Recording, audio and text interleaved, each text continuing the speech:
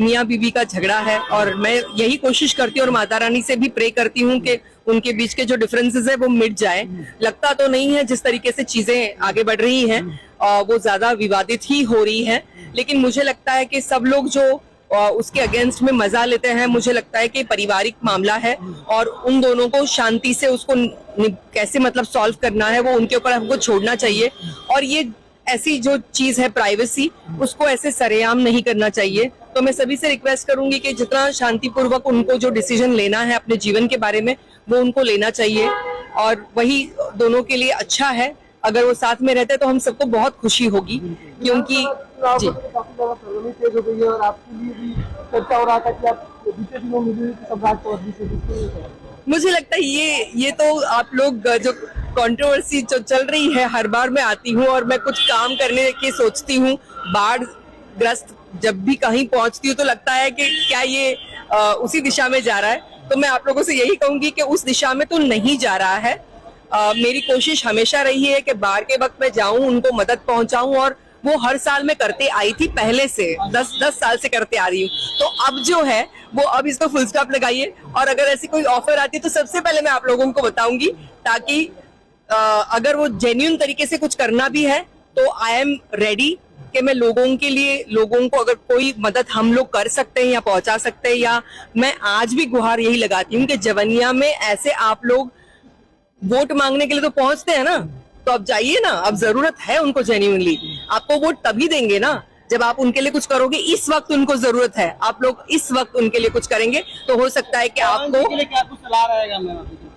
पवन जी को तो मैं यही कहूंगी कि जो घर के मामले हैं वो घर में रहे तो ज्यादा अच्छा होता है और सबके लिए वो बेटर होता है। लेकिन जो दूसरे लोगों का इंटरवेंशन है, मैं इसको लेके जरूर कहूंगी कि भाई आप लोग अपनी अपनी फैमिली में जरूर झांके। हर एक के फैमिली में कुछ ना कुछ प्रॉब्लम तो चलती रहती है।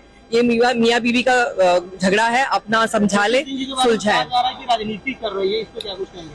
मुझे लगता है देखिए, राजनीति एक इंसान एक लिमिट तक कर सकता है। मैं सबसे पहले प्रायोरिटी ये रखती हूँ कि वो एक औरत है और औरत का सम्मान करना सबके लिए बहुत जरूरी है। और अगर ये चीज को हम अन्यथा ना लेके उनकी तकलीफ को समझने की कोशिश करें तो वो ज्यादा बेटर रहेगा। लेकिन हाँ, अगर वो सिर्फ पॉलिटिक्स के वजह से कर रही है तो वो ठीक नहीं है। लेकिन मैं नहीं सोचती हूँ ऐसा कि वो पॉलिटिक्स के लिए कर रही हूँ। कई आरोप लगा रही है कि बच्चा के लिए दवाई खिलाया जाता था, अबॉर्शन कराया जाता था, आप देख रहे हैं। देखो, जेन्युइनली मुझे इसका आइडिया, हाँ, पवन सिंह भी एक तरफ कह रहे हैं कि हमारा भी इच्छा करता है कि मेरा बेटा दरवाजा खोले, चाहे मेरी जी बीवी खोले, चाहे बिल्कुल कोई भी, लेकिन उनकी माँ खोलती है, बुरी माँ, चाहे स्टाफ खोलता है, लेकिन ज्योति सिंह का कहना है कि खुद दवाई खिलाते थे। देखिए, मुझे इसका अंदाजा नहीं है कि इसमें कितनी सत्यता है, तो इस पे कोई कमेंट करना मेरे लिए बड़ा डिफिकल्ट होगा जब तक मैं सच्चाई ना जानूं। ये बड़ा घोर अपराध होगा अगर इस तरीके की कोई भी घृण कृत्य को कोई मर्द करता है। तो मुझे लगता है कि बहुत बड़ा आरोप है और इसकी सच्चाई जाननी बहुत जरूरी है। तो बात की तह तक पहुंचेंगे तभी इसकी सत्यता पता चलेगी, और मुझे लगता है कि सत्यता जाने बगैर कोई भी चीज का रिएक्शन देना ठीक नहीं होगा। एज अ महिला मैंने कहा कि एक महिला के पॉइंट ऑफ व्यू से कभी भी वो झूठ बोल रही होगी, मैं ये मानती नहीं हूँ। महिलाओं का सम्मान करना मैं बहुत इम्पोर्टेंट है समझती हूँ, और इस चीज को मैं दिल से फील करती हूँ।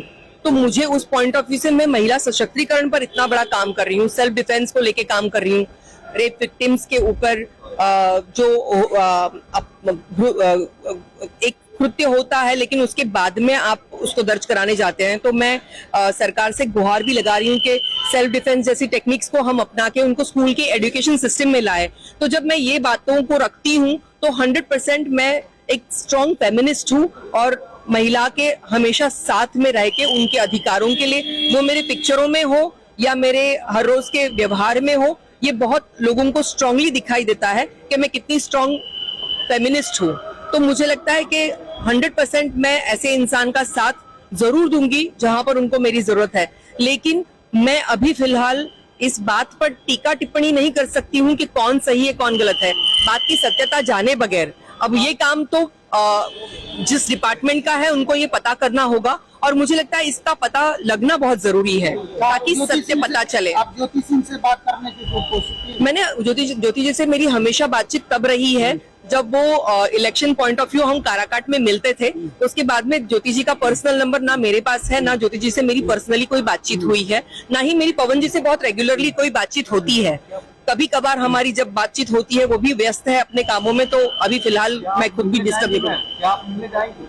ऑफ कोर्स अगर उनकी ऐसी कोई जरूरत है जहां पर मेरे होने से उनको बहुत फर्क पड़ रहा है तो 100% आई विल बी देयर। लेकिन अगर ये बात का पता करने की बात कर रहे हैं तो वो पता किए बगैर मैं कोई भी कमेंट इस पे नहीं करूंगी। अच्छा मैम, पवन सिंह को बोल रहे हैं ज्योति सिंह की मतलब उनकी छवि को धूमिल करने के लिए वहां लखनऊ गई थी, आप कैसे देखते हैं इसको? क्योंकि काराकाट चुनाव में भी देखिए और एक कहीं ना कहीं मैं एक बात को आपके सामने जरूर रखूंगी कि काराकाट में ज्योति जी ने पवन जी को जितना सपोर्ट किया है वो मैंने अपनी आंखों से देखा हुआ है।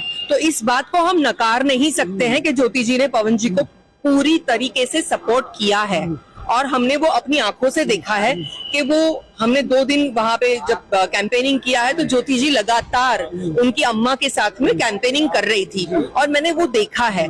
अब उसके बाद में उनके बीच में क्या हो गया ये मुझे नहीं पता और इसमें कौन सही और कौन गलत ये हम जब तक बात की तह तक नहीं जाएंगे नहीं बता सकते। मना कर दिया बिहार विधानसभा, क्या कहिएगा?